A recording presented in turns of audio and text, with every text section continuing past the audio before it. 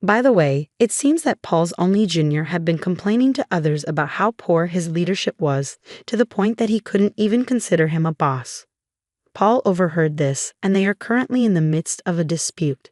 He should have known how important it is to take care of your own junior. As for me, I had been offered a position at our overseas headquarters. I had been declining due to the current circumstances and out of consideration for Paul. But I finally decided to take on the opportunity. I'm currently preparing for my transition.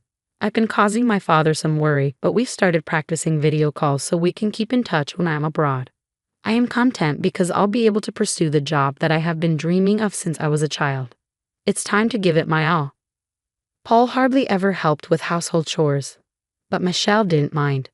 When they went out together, Paul always took charge, letting Michelle relax and enjoy herself without any worries. It felt like they had a good balance in their relationship. However, everything changed when Michelle's mother passed away. While Michelle was at work, her father called to tell her that her mother's health had gotten worse and she had collapsed.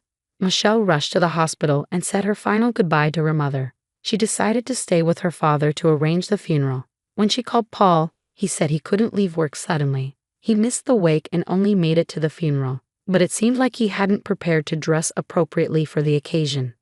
I had to quickly find him clothes to wear, but he complained a lot, saying I should have done it earlier.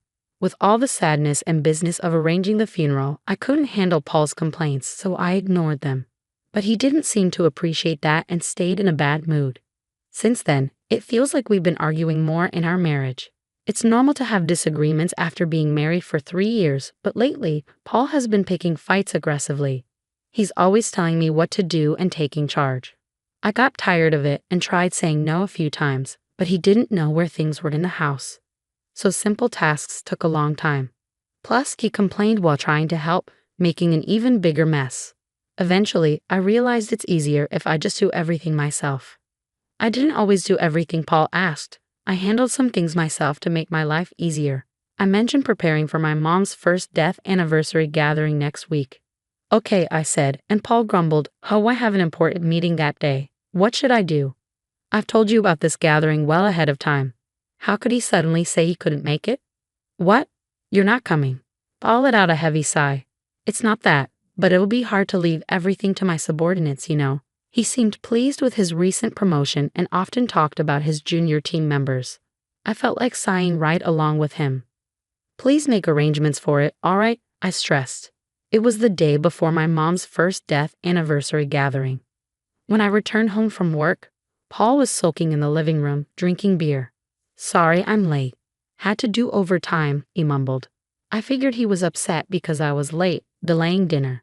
I've been waiting here for an hour, just as I expected. But it's only an hour, right? If he couldn't cook, he could have bought something. I did tell him when I'd be home.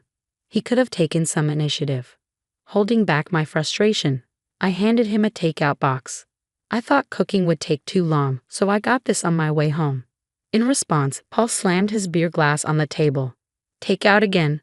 Aren't you slacking off a bit too much lately? The last time I got takeout was about 2 weeks ago. Sure, I've been busy, and maybe I haven't been cooking every day, but still. I make sure to eat balanced meals and avoid relying on packaged food too much. Even though I don't think I deserve criticism, as I debated whether to respond, Paul, misunderstanding, added insult to injury. Can't argue when it's true, huh?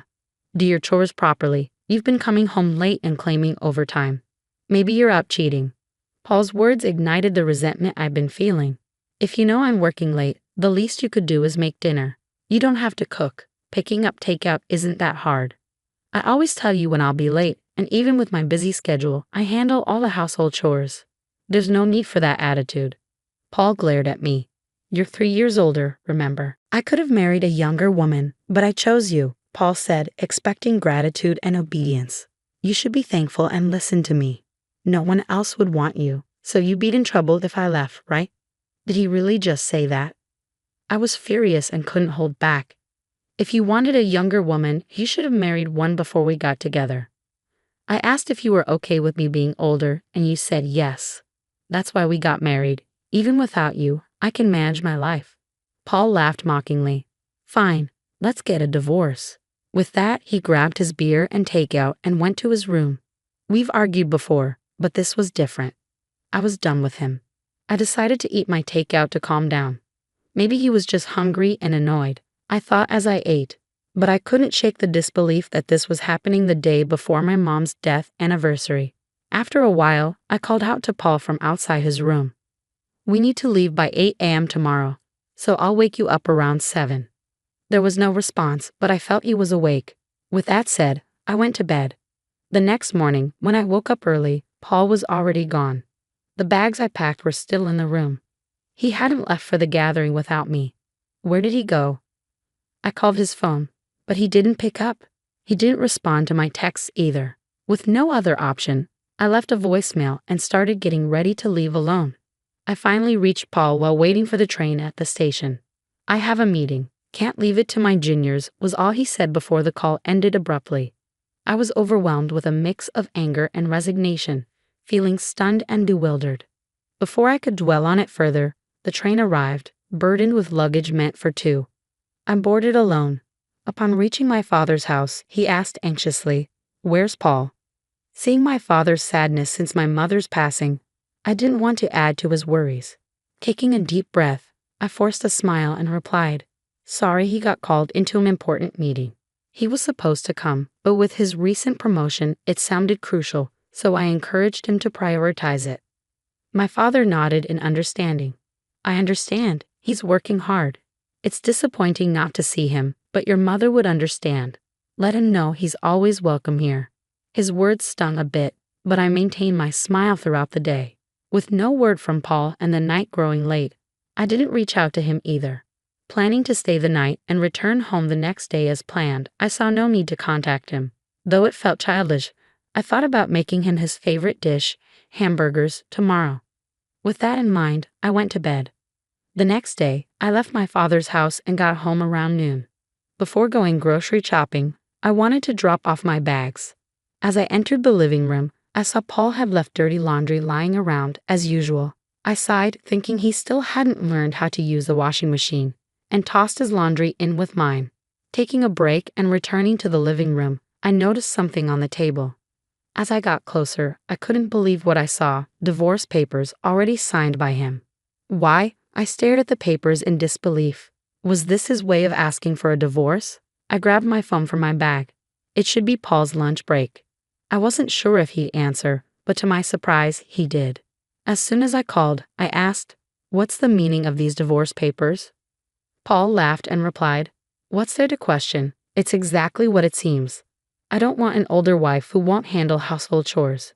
That's why I want a divorce. If we split, I can find a younger wife.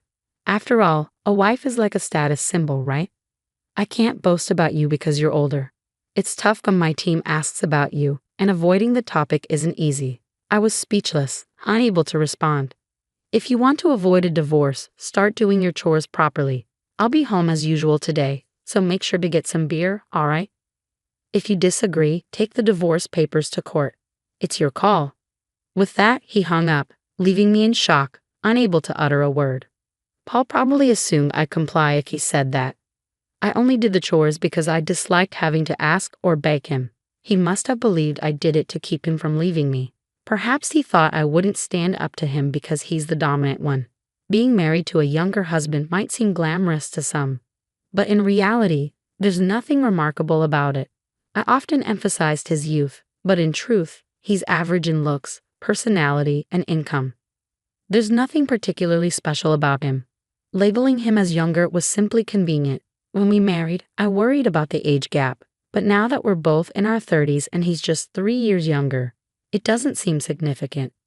If there were a larger age difference between us, perhaps I feel differently. It's disheartening to constantly be labeled as the older wife when we're practically the same age.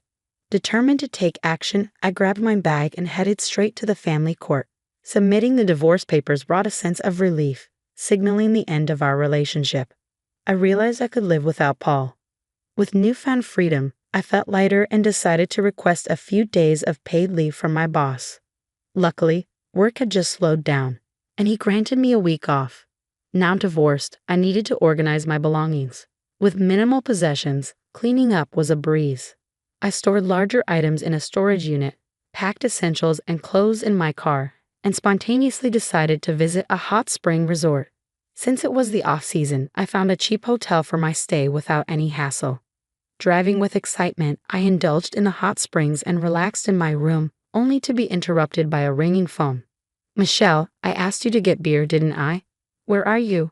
It was Paul's usual time to return home. I chuckled, recalling his words. "I'm at a hot spring resort." "What? A hot spring resort? Why? What's going on?"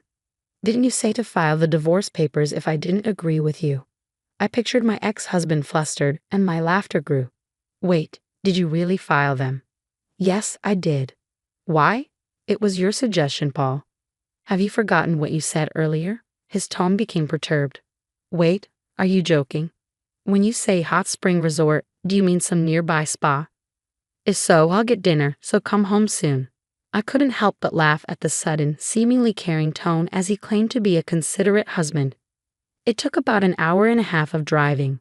There's even an outdoor natural hot spring. It's so relaxing. I hope it doesn't rain tomorrow. Since you're going to get your own dinner, I've already packed my things so you won't have to worry about me coming back. Take care of yourself. Paul begged me to return, but I had no intention of going back. You're the one who initiated the divorce.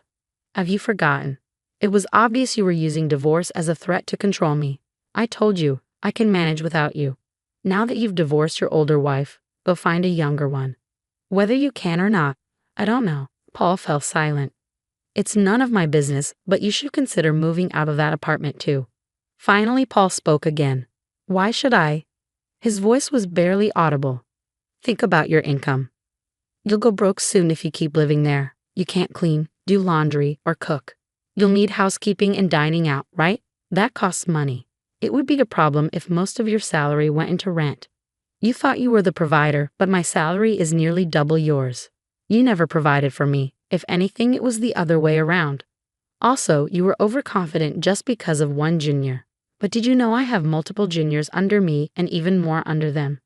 I don't usually talk about work because Paul gets moody, but I outrank him in both position and salary.